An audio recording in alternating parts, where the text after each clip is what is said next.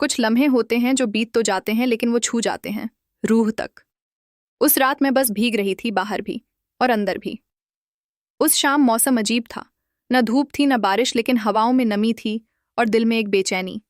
मैंने खिड़की खोली, हल्की हवा अंदर आई और साथ में मेरी जुल्फें उड़ाने लगी। मैं कुर्सी पर बैठ गई, हल्की सी चाय की चुस्की ली और पुराने गानों की एक धीमी धुन बजा दी। तभी मोबाइल पर उसका मैसेज आया, घर पर हूं, अकेला आओ। मैं कुछ नहीं बोली, बस कुछ देर तक उस स्क्रीन को देखती रही। फिर खुद को शीशे में देखा, हल्का सा काजल, बाल खुले, गुलाबी दुपट्टा और आंखों में एक अजीब सी चमक। जब मैं उसके घर पहुंची, दरवाजा उसने खुद खोला। हम दोनों की आंखें मिलीं। वो नजरें मानो सब कुछ कह रही थीं। थोड़ी बारिश हो रही है बाहर, उसने कहा, और थोड़ी अंदर भी। मैं मुस्कुरा दी। वो पास आया, मेरा दुपट्टा धीरे से सीधा किया। उसकी उंगलियां मेरी गर्दन के पास से होकर कंधों तक आईं, एक बहुत हल्का लेकिन सजीव एहसास। हमने साथ बैठकर गर्म कॉफी पी। कॉफी का कप उसके हाथ में था, लेकिन उसकी निगाहें मेरे चेहरे पर टिकी थीं। उसने धीरे से कहा, तुम्हारी आंखों में कुछ है जो सुकून देता है और बेचैन भी कर देता है।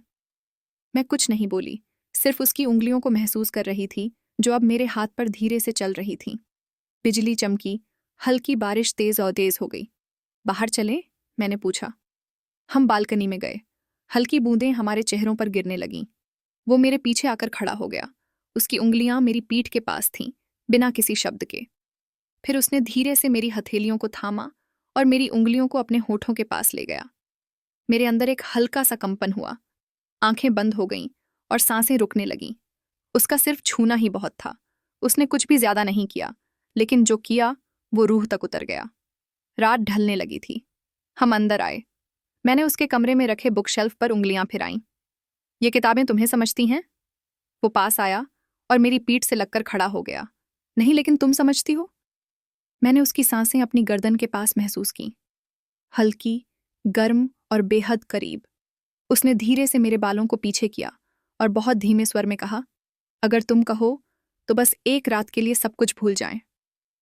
मैंने उसकी तरफ देखा। वो नजरें, वो स्पर्श, वो खामोशी, सब कुछ कह रही थी।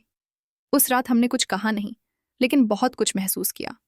उसने मेरा हाथ अपने दिल पर रखा और मैं उसकी धड़कनों को सुनती रही, देर तक। सुबह की पहली किरण कमरे में आई। हम दोनों अब भी वैसे ही बैठे थे। कक्कता रूठ रही क्या का पास चुपचाप।